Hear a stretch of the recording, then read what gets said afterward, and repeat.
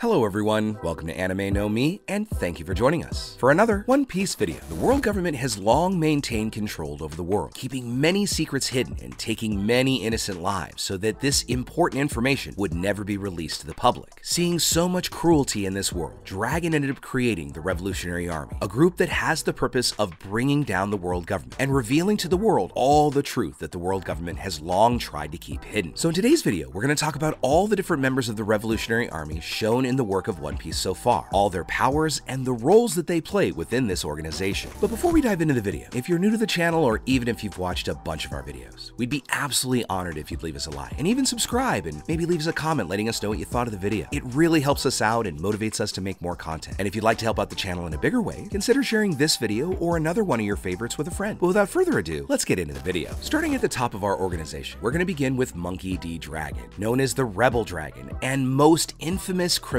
in the world. Dragon is the supreme commander of the Revolutionary Army and former captain of the Freedom Fighters. But Dragon's powers and abilities so far are still a mystery to us. However, there have been a few scenes where we observe that Dragon does possess some pretty good skills. For instance, when Dragon was able to grab Smoker's Jite when the Marine captain was preparing to use it on Luffy, and this very weapon is made of Sea Prism Stone, demonstrating that he possesses great physical strength. Many in the community have also speculated that Dragon may have also been responsible for causing the great wave of wind, causing the entire island to be covered in incredible gale, pushing most of the local citizens down the street. We can also speculate that Dragon does have incredibly strong use of Haki. However, we do not know if he possesses all three, but it's probably fair to assume that if Luffy has Conqueror's Haki, that he very well may inherited it from his father. Next on our list is Sabo, also known as the Emperor of Flames, and he's the chief of staff of the Revolutionary Army, being Dragon's right-hand man and having the ability to lead the entire organization, being second only to Dragon himself. Sabo is a master of the Ryokusen fighting style, in which he uses his fingers like dragon claws, and the claws are strong enough to shatter armor, great swords, artillery shells, and even skulls with the ease and still remain unharmed. He also possesses the power of the Mera Mera no Mi, Logio-type devil fruit that allows him to create, control, and transform his body into fire at will, managing to adapt the power of his fruit with his Ryokusen technique, and we also know that he has a very good use of Haki. Next we have Emporio Ivanka, also known as Iva for short. She is the queen of the Kamabaka Kingdom and known as King Okama, and a miraculous person, being one of the commanders of the G Army and one of the 3 founding members of the Revolutionary Army. Ivankov possesses the Horohoro no Mi, a paramecia fruit that allows him to create a variety of special hormones that can alter the recipient's body in any way he desires, allowing him to reshape the human from the inside. With the power, Ivankov can turn his fingers into syringes, where he injects the hormones into a target's body, including his own if desired. He can even inject himself with hormones granting him improvements in strength, weight, and even transforming into a woman altogether. In addition to his fruit's powers, Ivankov is an extremely powerful grandmaster of a martial art known as Nu Kama Kempo, a technique that can even subdue Sanji's blackleg. Continuing with our list, we come to Karasu. He's the commander of the Northern Army in the Revolutionary Army. Karasu ate the fruit of an unknown type, but it allows him to transform his body and clothes into several clusters of crows. Because of his powers, he's able to perform actions over a wide area, allowing him to even talk to the crows and give each of them orders. And each crow is capable of carrying an average-sized person on its back, which gives him many different ways to use it in battle. Our next commander is Belo Betty, and she is the commander of the Army of the East in the Revolutionary Army. Belo Betty ate the Kobu Kobu no Mi, a paramecia-type fruit that allows her to encourage and rally people to fight, increasing their will and determination and even physical strength in the process. She activates her power by speaking encouraging words to her targets, and her power is effective enough to make weak citizens of a kingdom strong enough to stand up against their oppressors. We've seen that this power was quite pivotal in their ability to liberate several different countries around the world. After Betty, we come to Morley, who is actually a giant, as well as commander of the Army of the West in the Revolutionary Army. As a giant, Morley possesses tremendous physical strength and a much longer lifespan when compared to humans. For his weapon, Morley wields a large trident harpoon hybrid, which he uses in conjunction with his devil fruit to move the ground. For Morley ate the Oshi Oshi no Mi, a paramecia type fruit that allows allows him to push and shape the ground as if it was made of clay. It was of course Morley's fruit that was pivotal in the Revolutionary Army's infiltration of Marie-Joie during the Revelry. Our last commander is Lindbergh, also known as Lin, and he's a mink cat and commander of the Southern Army in the Revolutionary Army. As a member of the mink tribe, Lindbergh is a born warrior and is capable of using the electro technique, and he's also able to transform into his Sulong form when he sees a full moon, although it's still unknown if he can control it as well as some others in the mink tribe. Lindbergh is a highly skilled and very talented inventor, having created many weapons and advanced technological devices that he uses in battle, even managing to create a jetpack that allows him to fly. Lindbergh also has expert marksmanship with his cool shooter, able to precisely target his enemies. The cool shooter can rapidly fire bullets that freeze small sections of their targets' bodies. Next, we come to a character who has gained greater significance in our more recent chapters, and that's Bartholomew Kuma. He's a former warlord and former king of the Sorbet Kingdom, and an officer and founding member of the Revolutionary Army. One of the things that we've learned recently about Kuma is that he belongs to a special species or breed of human, although we still don't have the name revealed. Kuma ate the Niku Nikunumi, a parameciid-type fruit that gives him paws capable of repelling anything they come into contact with. Kuma can repel the air itself, blasting his opponent with a cannon-like shockwave, and he can also compress an immense amount of air between his hands into a single small bubble, and then release said air bubble, which explodes in a supermassive shockwave that can decimate an entire island. We've also seen that Kuma can repel more abstract concepts like pain or damage, where we saw that he was able to repel and take away all of the pain from Luffy, which resulted in the iconic Nothing Happens scene when Zoro took all of his captain's pain upon himself. In addition to his physical and devil fruit abilities, Kuma's also had his body modified by Dr. Vegapunk and has gained the ability to fire laser beams, which not only cause massive explosions upon detonation, but can melt steel, in addition to getting a greater immunity to pain and even a boost in his own strength. Our next member that we'll talk about is Inazuma. He is deputy commander of the G Army in the Revolutionary Army, serving under Emporio Ivankov, and he's a talented fighter who is capable of sparring while maintaining his somewhat cheerful pose and holding a wine glass. Inazuma possesses the Choki Choki no Mi, a Paramecia-type devil fruit that allows him to turn parts of his body into scissors. Scissors that can cut any solid material, no matter how durable. In addition to slashing at his opponents, the scissors can also alter and manipulate the terrain, cutting the ground into strips, and he can attack his opponents by hurling the strips at them, and he can also swing them vertically, allowing him to create a protective wall. Our next member is Koala. She's a former slave who was freed by Fisher Tiger's crew on Marie-Joie during the past. At some point later, she ended up joining the Revolutionary Army, becoming the assistant Fishman karate instructor and a high-ranking officer. Koala is skilled enough in Fishman karate and is able to even teach it, and was one of the people that was responsible for teaching Nico Robin some of the techniques that added on to her ability to use her flower fruit, even though she's just a human. Next, we have Ahiru, which is the deputy commander of the Army of the East of the Revolutionary Army, and Bello Betty's assistant. As deputy commander of the Revolutionary Army, Ahiru has some degree of command over the lower-ranking revolutionaries, especially those in the Eastern Army, where he is second only to his direct superior, Bello Betty. Following Ahiru, we come to Hack. He is a Japanese fish soldier and a member of the Revolutionary Army. Now, as a fishman, Hack has 10 times the physical strength of a normal human. However, Hack doesn't seem to be very resistant or durable. Hack is a highly proficient expert in Fishman karate, being an instructor, and he can use Fishman karate to a high level, able to defeat his opponents in one strike. A lesser-known character that we've seen is Bunny Joe. He's a member of the Revolutionary Army and leader of the group that rescued people from Tequila Wolf from slavery, along with Nico Robin. During the Tequila Wolf release, Joe is seen using a flintlock pistol, which means he must have a great mastery with this weapon. Another lesser-known character is Terry Gilteo. He is an intelligence controller at the Revolutionary headquarters in Baltigo. Now, not much is known about Terry Gilteo's combat abilities at this time, but it seems like his focus might be more on his high reasoning and tactical prowess. And before we wrap up our video here on the Revolutionary Army, we also feel it's important to talk about the allies of the Revolutionary Army as well. Now, the revolutionaries have allies like Nico Robin, in which she is also known by her epithet, the Demon Child. However, the revolutionaries prefer to call her the Light of the Revolution. This is because the real reason why the Revolutionary Army was created in the first place was because of the great tragic event that occurred in Ohara, where Nico Robin was the sole survivor and the only one to get out alive, but losing many of her family and friends. When the Buster Call was unleashed on the island of Ohara, Robin possesses the Hana Hana no Mi, a Paramecia-type fruit that gives her the ability to grow arms and legs out of any solid surface, including people. This power enables her to create giant limbs, as well as creating clones of herself to absolute perfection. And the final ally that we should mention is Dr. Vegapunk, who is an ally of the revolutionaries. So far, we've seen that he has a cordial relationship with Dragon, Dragon, and could in fact be a revolutionary. Although Vegapunk shares Dragon's contempt for the world government's corruption, he decided not to join the Revolutionary Army when Dragon invited him. So instead, Vegapunk decided to work from the inside and join the world government, because at the time he considered the Revolutionary Army just too weak, and it didn't have the decent technology that could put up a real fight against the world government. But regardless, the two shared their respect for Clover and worked to ensure that the archaeologist's goal was not lost in vain. Vegapunk possesses the Nomi Nomi Nomi, a paramecia fruit that allows him to store an infinite amount of information, making his head grow constantly because of all of the knowledge he constantly gains. But there you have it, my friends, all of the named members of the Revolutionary Army so far. And for now, we'd love to know what you think about it. First and foremost, let us know if we forgot anybody down in the comments below. And also, how do you think this relationship between Dragon and Vegapunk formed? And how do you think it's going to play out in our upcoming chapters? Let us know what you think in the comments below. So as we bring our video to a close, I'd like to thank you all so much for watching the video all the way up to the very end. Be sure you comment on any themes or ideas that you'd like to see in future videos. And also, since you made it this far, give us a like and hit that red subscribe button before you head out to take on the rest of your day. I hope to see you all in our next video, and let's keep sailing this giant sea together. Take care.